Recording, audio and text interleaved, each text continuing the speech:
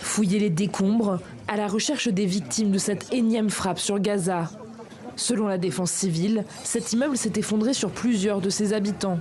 Une attaque incompréhensible pour les survivants. On a eu l'impression qu'un tremblement de terre avait frappé toute la zone. Un bloc d'habitation entier a été complètement détruit. Il n'y avait pas un seul militant ici, il n'y avait que des enfants et des femmes. Selon le Hamas, 88 personnes auraient été tuées dans la bande de Gaza ces dernières 24 heures. Un décompte qui porte le nombre de morts dans le territoire palestinien à plus de 45 800 depuis le début de la guerre, en octobre 2023. L'armée israélienne, elle, diffuse des images de ses opérations dans le nord de Gaza. Elle affirme avoir frappé plus d'une centaine de cibles en 2 jours et éliminé des dizaines de terroristes du Hamas.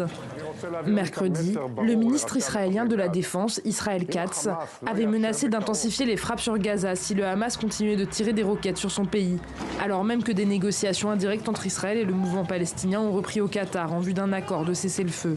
Depuis la trêve d'une semaine fin novembre 2023, plus aucun cessez-le-feu n'a été conclu entre Israël et le Hamas.